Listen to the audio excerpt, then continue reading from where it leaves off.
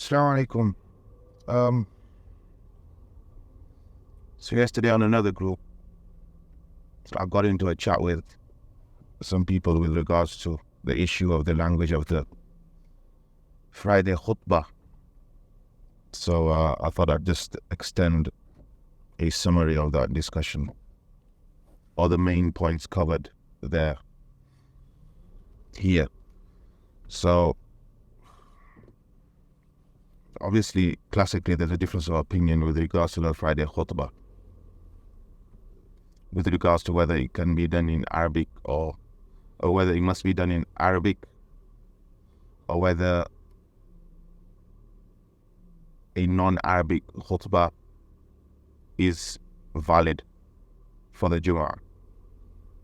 And we know the opinions the Maliki say is a shart, so much so that if someone doesn't, if there's nobody who knows Arabic, Zuhr should be performed instead.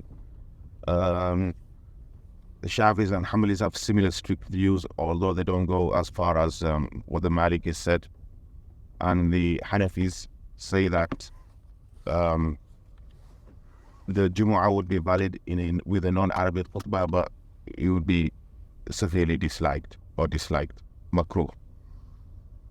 Now,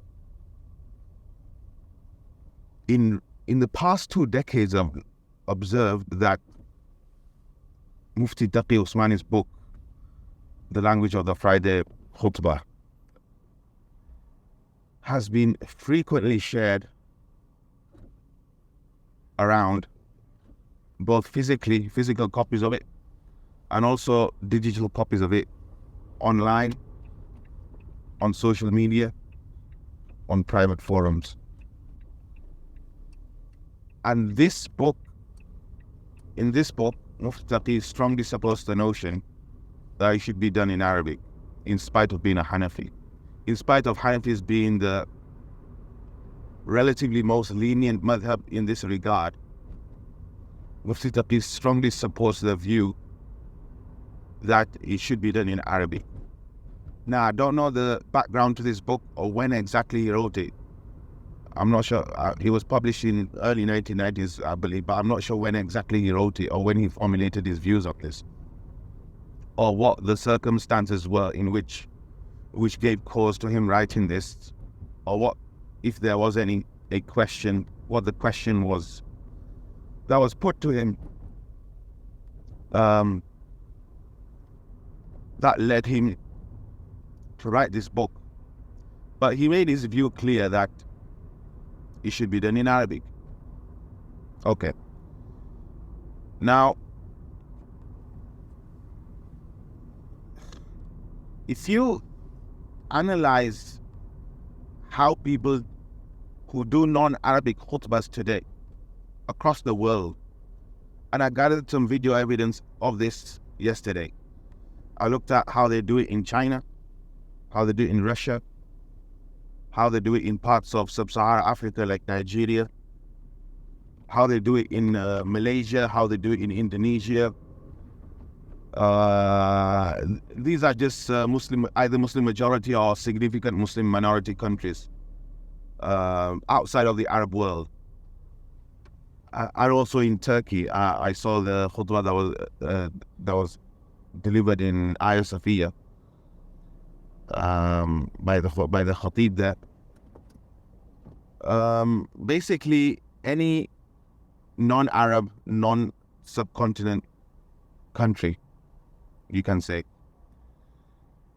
all of them, or a large portion of them, when they deliver the khutbah, they start off with some Arabic, then they go into the local language, then they return to the Arabic at the end of the first khutbah, then they start with Arabic again for the second khutbah, and sometimes they would go into the local language again, and then they finish the second khutbah off with the Arabic.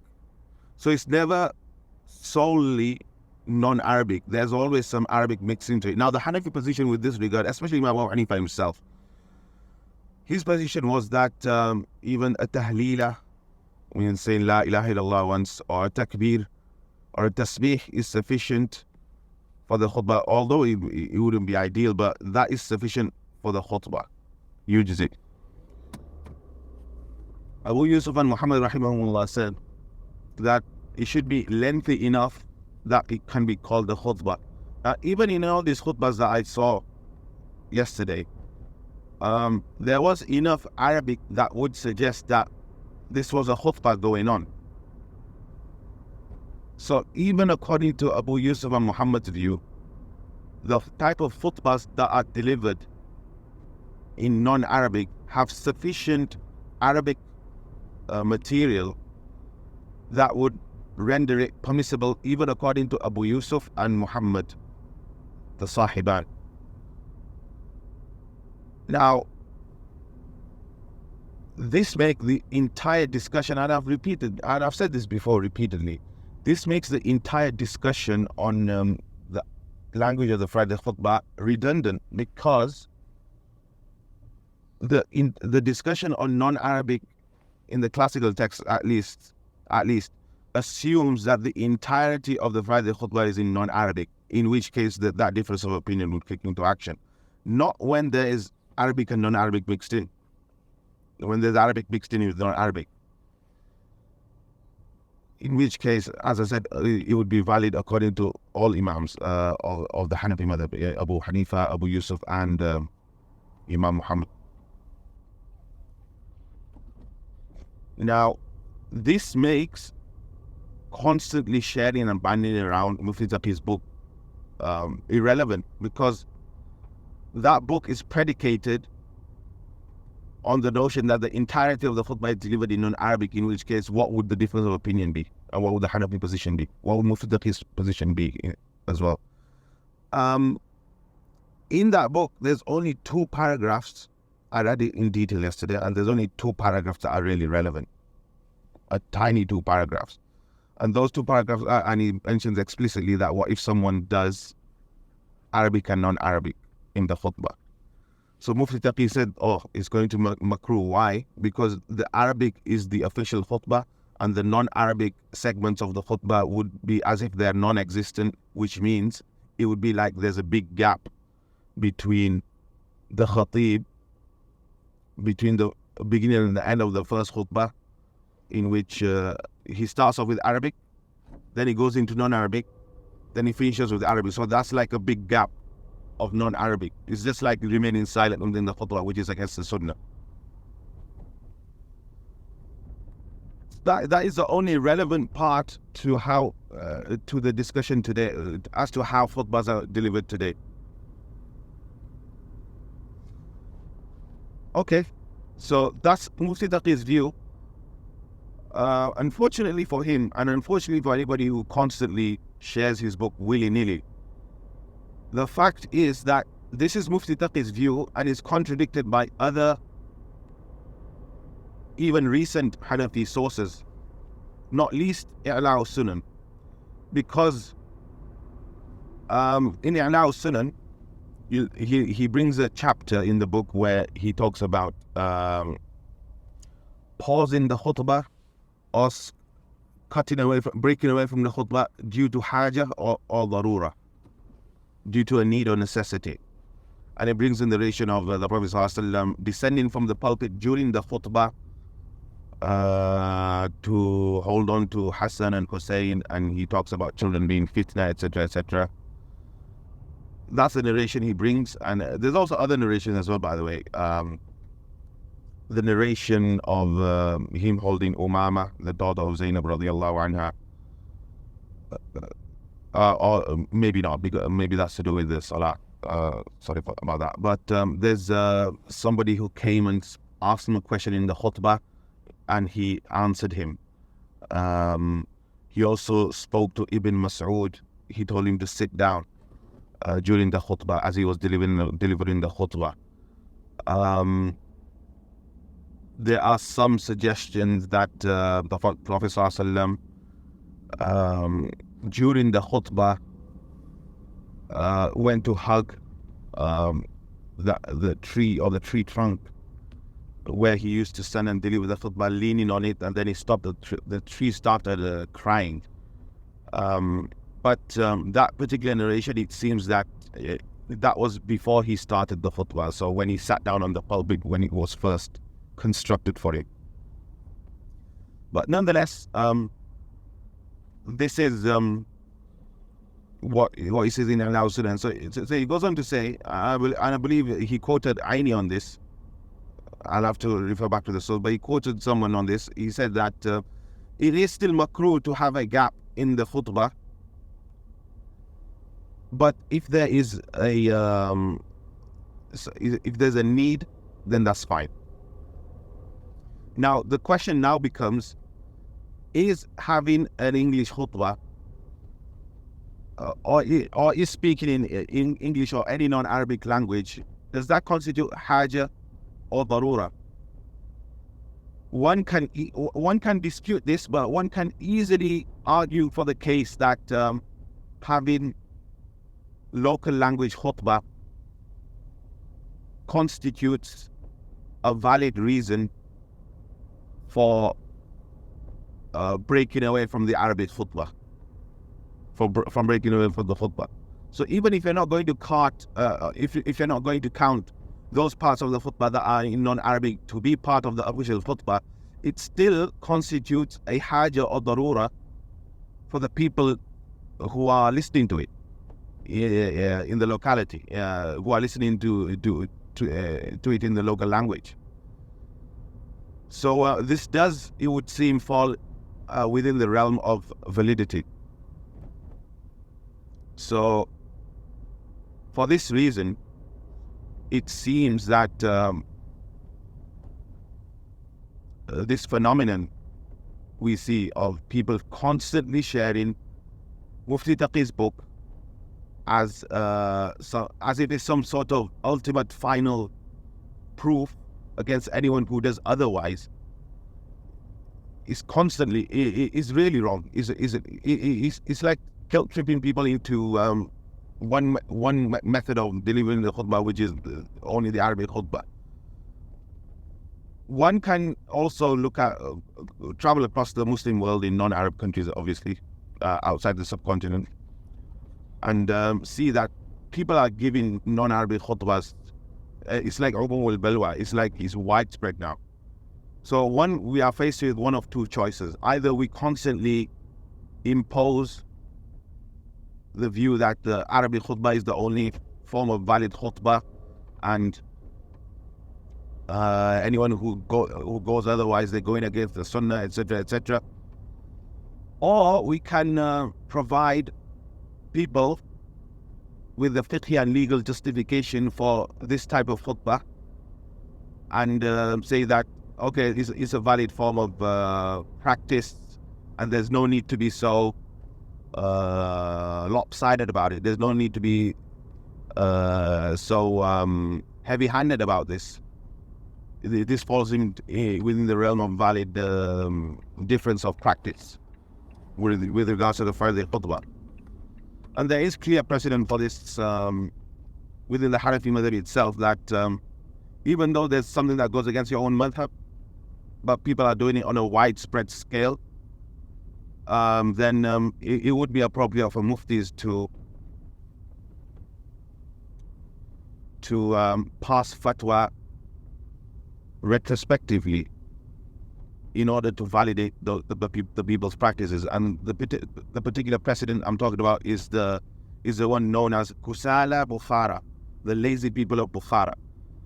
Because the lazy people of Bukhara, what they did was they read Fajr in a way that they started Fajr on time, but it bled into sunrise, so they were still reading Fajr when sunrise started, which breaks the Fajr Salah according to the Hanafi school, according to the majority of scholars in the Hanafi school.